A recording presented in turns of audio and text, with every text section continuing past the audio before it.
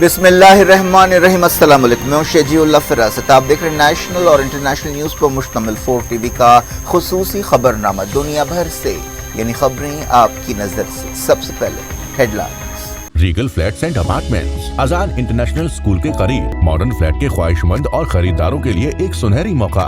صرف 15 لاکھ روپے down payment کیجیے، بقایا 18 مہینوں میں 5 اقساط میں ادا کیجیے۔ 1320 SFT پر مشتمل امینٹیز اور کار پارکنگ کے ساتھ، جس میں 24/7 چلنے والی 3 لفٹیں، کار اور بائک پارکنگ ہر فلیٹ کے لیے، قربانی کے لیے مخصوص جگہ اور سہولت۔ 15 لاکھ ڈاؤن پیمنٹ کے ساتھ یہ پیشکش شروعات کے صرف 15 فلیٹ کے خریداروں کے لیے۔ Regal flats and apartments beside Darussalam bank, Toli Chowki, Hyderabad. CAA پر امریکہ نے کیا فکر مندی کا اظہار، کہا مذہبی آزادی متاثر ہو سکتی ہے۔ یونائیٹڈ نیشنز اور ایمنسٹی نے بھی کی تنقید۔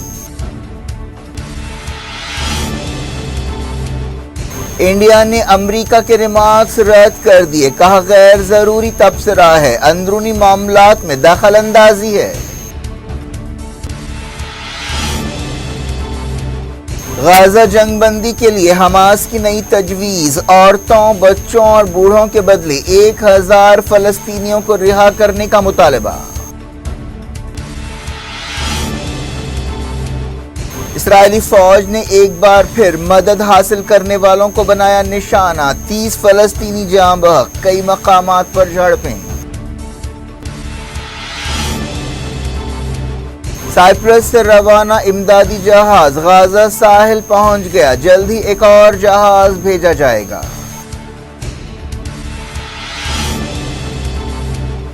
انڈین اوشن اور کیپ آف گڈ ہوپ تک حملے پھیلائیں گے، حوثیوں نے دی وارننگ، امریکہ اور برطانیہ کے جہازوں پر تازہ حملے۔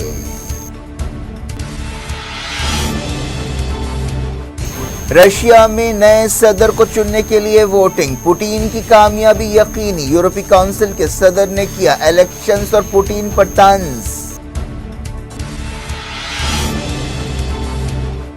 ہفتے کو لوک سبھا الیکشنز کا شیڈیول جاری ہوگا، 4 ریاستوں کے اسمبلی الیکشنز کی تاریخوں کا بھی اعلان کیا جائے گا، کوڈ آف کنڈکٹ فوری لاگو ہوگا۔ انفورسمنٹ ڈائریکٹوریٹ نے دہلی لیکر پالیسی اسکیم کیس میں کیا کویتا کے گھر پر دھاوا، TRS لیڈر سمنز کو نظر انداز کر رہی تھیں۔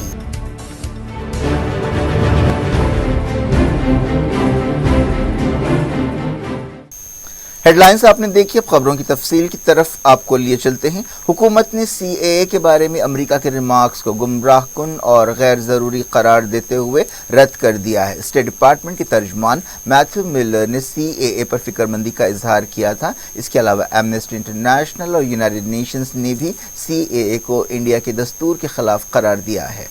انڈیا نے امریکہ کے ریمارکس کو غیر ضروری اور نئی دہلی کے اندرونی معاملات میں دخل اندازی قرار دیا۔ وزارت خارجہ کے ترجمان نے ایک پریس کانفرنس سے خطاب کرتے ہوئے کہا کہ CAA شہریت دینے کے بارے میں ہے، کسی کی سٹیزن شپ لینے یا چھیننے کے بارے میں نہیں ہے۔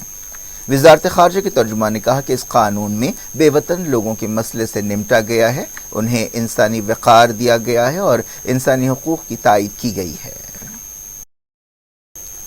وزارت خارجہ کے ترجمان نے کہا کہ اسٹیٹ ڈپارٹمنٹ کا بیان غلط معلومات پر مبنی ہے۔ حکومت نے یہ بھی کہا کہ جو لوگ انڈیا کی رنگا رنگ روایتوں کو نہیں سمجھتے اور خطے میں بٹوارے کے بعد کی تاریخ کو نہیں سمجھتے، انہیں لیکچرز نہیں دینا چاہیے۔ انہوں نے کہا کہ انڈیا کے پارٹنرز اور بحث خواہوں کو چاہیے کہ وہ اس قدم کی نیت کا خیر مقدم کرے۔ اسٹیٹ ڈپارٹمنٹ کی ترجمان سے پوچھا گیا تھا کہ کیا امریکہ کی حکومت کو تشویش ہے کہ CAA سے انڈیا میں مذہبی آزادی متاثر ہو سکتی ہے۔ میتھیو ملر نے کہا تھا کہ ہمیں اس پر تشویش ہے اور ہم اس پر نظر رکھے ہوئے ہیں اور دیکھ رہے ہیں کہ کس طرح اس قانون پر عمل کیا جائے گا۔ لوک سبھا الیکشن سے بالکل پہلے حکومت نے CAA پر عمل کرنے کا اعلان کیا ہے۔ CAA قانون 2019 میں منظور کیا گیا تھا، لیکن اب اس کے قاعدے جاری کیے گئے ہیں اور اس پر عمل شروع ہو گیا ہے۔ یہ بعض ریاستوں میں ایک حساس مسئلہ ہے، جیسے بنگال ہے اور آسام ہے۔ نارتھ ایسٹ کی ریاستوں، خاص طور پر بنگال میں بڑے پیمانے پر CAA کے خلاف احتجاج پھر سے شروع ہو گیا ہے۔ 2019 میں بھی بڑے پیمانے پر احتجاج کیا گیا تھا۔ CAA کے خلاف احتجاج آسام سے شروع ہوا تھا اور انڈیا کے کئی مقامات پر پھیل گیا تھا۔ ان مظاہروں کے دوران گڑبڑ کے واقعات بھی پیش آئے تھے جن میں 100 کے قریب لوگ ہلاک ہوئے تھے۔ یہ قانون پڑوسی ملکوں افغانستان، پاکستان اور بنگلہ دیش سے آنے والے ان غیر مسلموں جیسے ہندوؤں، سکھوں، پارسیوں، جینیوں، بدھسٹوں کو انڈین سٹیزن شپ دیتا ہے جو 2014 سے پہلے بھاگ کر انڈیا آ گئے تھے۔ یہ وہ لوگ ہیں جنہیں مذہب کی بنیاد پر ان کے ملکوں میں ستایا گیا تھا۔ جہاں کئی لوگ اسے دستور کے خلاف قرار دے رہے ہیں، وہیں کئی لوگ CAA اور NRC کو ملا کر دیکھ رہے ہیں۔ الگ الگ جماعتوں کی طرف سے اس قانون کی مخالفت کی جا رہی ہے۔ حکومت نے کہا ہے کہ اس قانون پر کسی کو، خاص طور پر مسلمانوں کو پریشان ہونے کی ضرورت نہیں ہے۔ اس سلسلے میں وزیر داخلہ امت شاہ نے بھی بیانات دیے ہیں۔ ایک دن پہلے انسانی حقوق سے متعلق UN ہائی کمشنر نے CAA قانون کو بنیادی طور پر امتیازی نوعیت کا قانون قرار دیا۔ ایمنسٹی انٹرنیشنل کے انڈیا ہیڈ آکار پٹیل نے کہا کہ CAA ایسا قانون ہے جو مذہب کی بنیاد پر بھید بھاؤ کرتا ہے اور یہ قانون آنا ہی نہیں چاہیے تھا اور اس پر عمل آوری بھی مناسب انداز میں نہیں ہو رہی ہے۔ چلتے مڈل ایسٹ، حماس نے غازہ جنگ بندی کے لیے نئی تجویز پیش کی ہے۔ ایک بیان میں حماس نے کہا کہ یہ تجویز قطر اور ایجپٹ کے عہدیداروں کے حوالے کر دی گئی ہے جو بات چیت میں حصہ لے رہے ہیں۔ حماس نے کہا کہ اس سمجھوتے میں جنگ بندی، انسانی مدد، بے گھر فلسطینیوں کی گھر واپسی اور اسرائیلی فوج کی غازہ سے واپسی شامل ہے۔ حماس نے ایک بیان میں کہا کہ ہمارے لوگوں کی تشویش اور حقوق کو سب سے زیادہ اہمیت دینی چاہیے۔ اس بارے میں اور تفصیلات کا انتظار ہے۔ نیوز ایجنسی رائٹر نے بتایا کہ اس تجویز میں ہوسٹیجز کی رہائی کی بات اہمیت کے ساتھ شامل کی گئی ہے۔ رمضان شروع ہونے کے بعد بھی غازہ جنگ جاری ہے جس سے فلسطینیوں کے مسائل اور ان کی تکلیفیں کافی بڑھ گئی ہیں۔ ایک رپورٹ میں کہا گیا کہ سمجھوتے یا تجویز کے مطابق قیدیوں کا تبادلہ ہوگا۔ ان میں 100 قیدی ایسے ہیں جنہیں اسرائیل میں عمر قید کی سزا دی گئی ہے۔ حماس نے کہا کہ شروعاتی مرحلے میں جن اسرائیلیوں کو رہا کیا جائے گا ان میں عورتیں، بچے، بیمار اور بوڑھے شامل ہیں۔ اس کے بدلے اسرائیل کو 700 سے 1000 فلسطینیوں کو چھوڑنا پڑے گا۔ اسرائیل کی خاتون سپاہیوں کی رہائی کی بھی بات کہی گئی ہے۔ اسرائیل کے وزیر اعظم بنجامن نیتن یاہو کے دفتر نے کنفرم کیا کہ حماس کی تجویز ملی ہے، لیکن دفتر نے حماس کے مطالبات اور شرطوں کو غیر حقیقت پسند بتایا۔ ایجپٹ اور قطر امریکہ کے ساتھ مل کر کافی دنوں سے سیز فائر کے لیے کام کر رہے ہیں۔ حماس پائیدار جنگ بندی چاہتی ہے جبکہ اسرائیل اور امریکہ 6 ہفتوں کی جنگ بندی پر زور دے رہے ہیں۔ ایک رپورٹ میں کہا گیا کہ امریکہ نے غازہ جنگ بندی کے بارے میں ایک قرارداد کا مسودہ سیکیورٹی کونسل میں پیش کرنے کے لیے تیار کیا ہے۔ امریکہ اب تک سیکیورٹی کونسل میں کئی قراردادوں کو ویٹو کر چکا ہے۔ یہ بات صاف نہیں ہے کہ اس قرارداد پر ووٹنگ کب ہوگی۔ ایجپٹ کے صدر عبدالفتاح السیسی نے کہا ہے کہ ایجپٹ غازہ میں سیز فائر کی کوششیں کر رہا ہے۔ السیسی نے ایک ویڈیو ریکارڈنگ میں اسرائیل کو رفح میں آپریشن کے خلاف خبردار کیا۔ غازہ میں حماس کے حملے جاری ہیں۔ غازہ کی وزارت صحت نے بتایا کہ مدد حاصل کرنے کے لیے جمع فلسطینیوں پر تازہ حملوں میں 30 فلسطینی جاں بحق ہوئے۔ اس واقعے میں 150 سے زیادہ فلسطینی زخمی بھی ہوئے۔ ایسے واقعات وقفے سے پیش آ رہے ہیں۔ رمضان کے پہلے جمعے کو اسرائیل کے کٹر یہودی لیڈر اتمار بن گویر نے شرنگیزی کرتے ہوئے مسجد اقصی کے علاقے کا دورہ کیا۔ سیکیورٹی منسٹر اتمار بن گویر جمعے کی نماز سے پہلے دیوار گریا یا ویسٹرن وال پہنچے۔ انہوں نے اپنے دورے کی تصویریں بھی جاری کی ہیں۔ فلسطینیوں کو مسجد اقصی میں پہنچنے سے روکنے کے لیے جگہ جگہ رکاوٹیں کھڑی کی گئی تھیں، لیکن پابندیوں کے باوجود فلسطینیوں کی بڑی تعداد نے نماز ادا کی۔ غازہ کے کئی مقامات پر جھڑپیں ہوئیں جن میں خان یونس بھی شامل ہے۔ مغربی کنارے میں فلسطینیوں اور اسرائیلی فوج میں جھڑپیں ہوئیں۔ حماس کی فوجی شاق القسام بریگیڈ نے بتایا کہ مغربی کنارے کے توباس میں اس کے فائٹرز اور اسرائیلی فوجیوں کے درمیان لڑائی ہوئی۔ سائپرس سے روانہ امدادی جہاز غازہ کے ساحل پر پہنچ گیا ہے۔ اس جہاز پر 20 ٹن کھانے پینے کی چیزیں اور ضروری سامان ہے۔ بتایا گیا کہ جلد ہی ایک اور جہاز سائپرس سے غازہ پہنچے گا۔ بعض NGOs نے ان جہازوں کو روانہ کرنے میں اہم رول ادا کیا ہے۔ ایک NGO ورلڈ سینٹرل کچن نے اس مدد کو پہنچانے میں کافی سرگرمی سے اپنا تعاون دیا ہے۔ یہ بات صاف نہیں ہے کہ فلسطینیوں تک یہ مدد کیسے پہنچے گی۔ جاری رکھتے ہیں مڈل ایسٹ کی خبروں کے سلسلے کو۔ یمن کے حوثی لیڈر نے کہا ہے کہ ان کی فوجیں مڈل ایسٹ کے سمندروں میں اپنے آپریشنز اور پھیلائیں گی اور اب انڈین اوشن اور افریقہ کے ساحل کیپ آف گڈ ہوپ میں بھی حملے کیے جائیں گے۔ انصار اللہ لیڈر عبد الملک الحوثی نے کہا کہ جب سے حوثیوں نے اسرائیل کے حملوں کے خلاف سمندروں میں کارروائیاں شروع کی ہیں ان کے تقریباً 34 فائٹرز جاں بحق ہوئے ہیں۔ الحوثی نے کہا کہ غازہ کے فلسطینیوں کی تائید میں اب تک 73 جہازوں کو نشانہ بنایا گیا۔ انہوں نے کہا کہ یہ آپریشنز اس وقت تک جاری رہیں گے جب تک غازہ کی ناکہ بندی اور جارحیت ختم نہیں کی جاتی۔ انہوں نے کہا کہ ہم اللہ کی مدد سے ان جہازوں کو روکیں گے جن کا اسرائیل سے تعلق ہوگا اور ہم اب انڈین اوشن سے لے کر ساؤتھ افریقہ کے ساحل تک حملے کریں گے۔ کئی کمپنیوں نے مڈل ایسٹ کے سمندروں کی صورتحال کی وجہ سے اپنا سفر لمبا اور مہنگا کر دیا ہے، لیکن اب حوثیوں کے اس نئے اعلان کے بعد ایک نئی صورتحال پیدا ہو سکتی ہے۔ حوثیوں نے ایک دن پہلے انتہائی جدید ہائپرسونک میزائل تجربہ کیا تھا جس سے مغربی ملک حیران ہیں۔ ریڈ سی میں ایک جہاز کو میزائل حملے میں نقصان پہنچا ہے۔ برطانیہ کی سمندری تجارتی تنظیم نے یہ بات بتایا گیا کہ یمن کے حدیدہ شہر سے 76 ناٹیکل مائل دور اس جہاز پر حملہ کیا گیا۔ اس دوران امریکی سینٹرل کمانڈ نے بھی کہا کہ حوثیوں نے ریڈ سی اور خلیج عدن میں تازہ میزائل حملے کیے، لیکن نقصانات کے بارے میں کچھ نہیں کہا گیا۔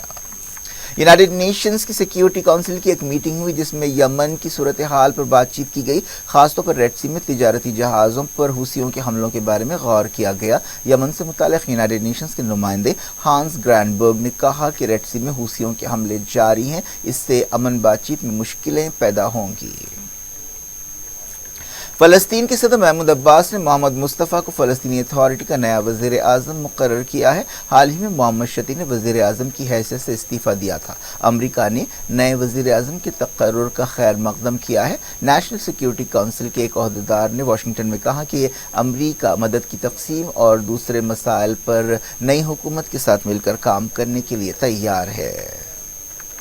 جی سی سی نے یونائیٹڈ نیشنز کے انسانی حقوق ادارے سے کہا ہے کہ وہ غازہ کے بچوں کے تعلق سے اپنی ذمہ داریاں نبھائے۔ جی سی سی نے ایک بیان میں کہا کہ عالمی ادارے اور انٹرنیشنل کمیونٹی کو چاہیے کہ وہ غازہ میں بچوں کے ساتھ ہونے والے سانحے کو ختم کرے اور ان کی زندگی گزارنے کے حق، حفاظت کے حق کو یقینی بنائے۔ بیان میں کہا گیا کہ غازہ کے بچے انتہائی برے حالات میں رہ رہے ہیں، ان کے حقوق کی خلاف ورزیاں کی جا رہی ہیں۔ اس جنگ میں اب تک 13,000 سے زیادہ بچے جاں بحق ہو چکے ہیں۔ مغربی کنارے میں یہودی آباد کاروں نے فلسطینیوں پر حملے کیے۔ ہیبرون کے قریب بیرین گاؤں میں یہودی آباد کار اسرائیلی سپاہیوں کے بھیس میں آئے اور ایک سکول پر حلہ بول دیا۔ انہوں نے فلسطینی جھنڈا نکال دیا اور پھاڑ دیا۔ رام اللہ کے قریب کفریا گاؤں میں بھی یہودی آباد کاروں نے فلسطینیوں پر حملے کیے اور گاڑی کو آگ لگا دی۔ اس دوران مغربی کنارے کے کئی مقامات پر اسرائیلی فوج نے دھاوے کرتے ہوئے فلسطینیوں کو گرفتار کیا۔ رشیا میں نئے صدر کو چننے کے لیے ووٹ ڈالے گئے۔ یہ بات یقینی نظر آ رہی ہے کہ پوٹین صدر کی حیثیت سے 5واں ٹرم حاصل کریں گے۔ رشیا نے الزام لگایا ہے کہ یوکرین نے سرحدی ٹاؤن بیلگروڈ میں ووٹنگ میں خلل ڈالنے کی کوشش کی ہے۔ کرائمیا میں بھی ووٹ ڈالے گئے جسے رشیا نے ایک ریفرینڈم کے بعد فیڈریشن میں شامل کیا تھا۔ بعض گوشوں کی طرف سے الیکشنز پر انگلی اٹھائی جا رہی ہے اور الیکشنز کی شفافیت پر سوال کیے جا رہے ہیں۔ یورپی کونسل کے صدر چارلس مائیکل نے تنزیہ طور پر پوٹین کو ووٹنگ کے دوران ہی مبارکباد دے دی۔ انہوں نے ووٹنگ شروع ہونے کے وقت ایکس پر لکھا کہ وہ پوٹین کو ان کی شاندار کامیابی پر مبارکباد دینا چاہتے ہیں۔ کوئی اپوزیشن نہیں ہے، کوئی آزادی نہیں ہے، کوئی چوائس نہیں ہے۔ ایک رپورٹ میں کہا گیا کہ رشیا یوکرین کے نوجوانوں کو فوجیوں میں بدلنے کے لیے ایک منصوبے پر کام کر رہا ہے۔ اس سلسلے میں ماریوپول شہر کی مثال دی گئی۔ CNN نے ایسے کئی نوجوانوں کا ذکر کرتے ہوئے رپورٹ میں کہا کہ رشیا کی وار مشین یوکرین کے قبضہ کیے ہوئے علاقوں میں نوجوانوں اور بچوں کو جنگ میں جھونکنے کے لیے فوجی بنا رہی ہے۔ پاکستان کی نئی حکومت اور IMF کے درمیان معاشی معاملات سدھارنے کے لیے قرض کے ایک اور پروگرام کے بارے میں بات چیت شروع ہوئی۔ اس دوران پاکستانی میڈیا میں عہدیداروں کے حوالے سے کہا گیا کہ نئی حکومت کرپشن کے مسئلے سے نمٹنے کے لیے پلاسٹک کرنسی نوٹ جاری کرنے کا منصوبہ بنا رہی ہے۔ لوک سبھا الیکشنز کی تاریخوں کا ہفتے کو اعلان کر دیا جائے گا۔ الیکشن کمیشن آف انڈیا نے یہ بات بتائی۔ ایکس پر ایک مختصر بیان میں کمیشن نے کہا کہ 4 اسمبلی الیکشنز کے شیڈیول کا اعلان کیا جا سکتا ہے۔ جیسے ہی تاریخوں کا اعلان ہوگا ماڈل کوڈ آف کنڈکٹ لاگو ہو جائے گا۔ 2019 کے الیکشنز 11 اپریل سے 19 مئی تک 7 مرحلوں میں ہوئے تھے اور آخری مرحلے کے 4 دن بعد ووٹوں کی گنتی ہوئی تھی۔ جن 4 ریاستوں میں اسمبلی الیکشنز ہونے والے ہیں ان میں آندھرا پردیش، اروناچل پردیش، اڑیسہ اور سکم ہیں۔ مہاراشٹر اور ہریانہ اور جھارکھنڈ میں اس سال کے آخر میں ووٹ ڈالے جائیں گے۔ جموں کشمیر اور لداخ میں بھی الیکشنز پینڈنگ ہے۔ سپریم کورٹ نے الیکشن کمیشن کو جموں کشمیر اور لداخ میں 30 ستمبر تک الیکشن کرانے کی ہدایت دی ہے۔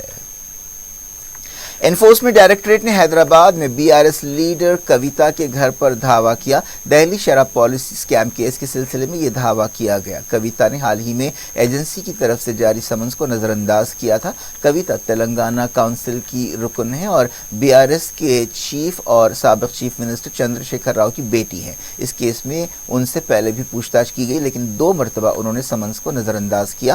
ED کا کہنا ہے کہ کویتا اس ساؤتھ گروپ کا حصہ ہے جس نے دہلی لیکر پالیسی اسکیم کیس میں اہم رول ادا کیا ہے۔ کیا کچھ ہو رہا ہے آپ کی دنیا میں؟ آخر میں ہیڈ لائنز دنیا بھر سے ایک بار پھر دیکھ لیں گے۔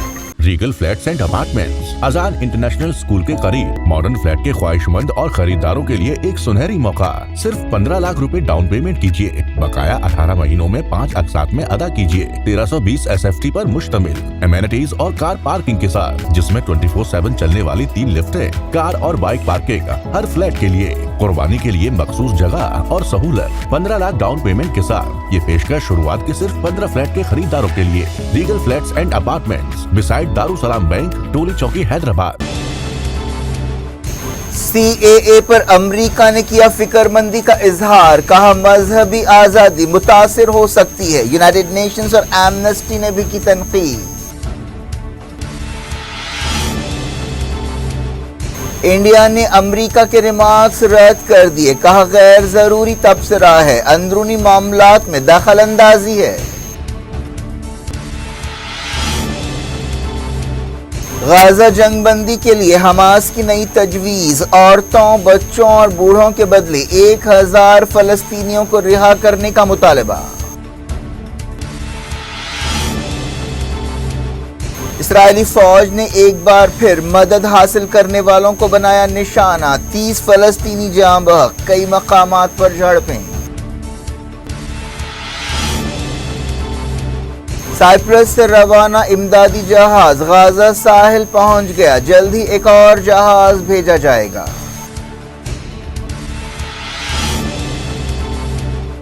انڈین اوشن اور کیپ آف گڈ ہوپ تک حملے پھیلائیں گے، حوثیوں نے دی وارننگ، امریکہ اور برطانیہ کے جہازوں پر تازہ حملے۔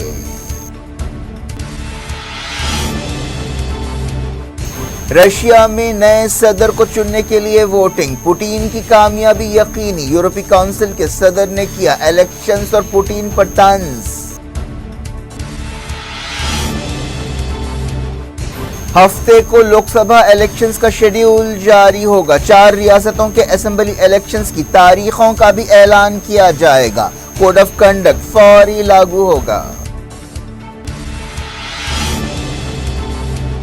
انفورسمنٹ ڈائریکٹوریٹ نے دہلی لیکر پالیسی اسکیم کیس میں کیا کویتا کے گھر پر دھاوا، TRS لیڈر سمنس کو نظر انداز کر رہی تھیں۔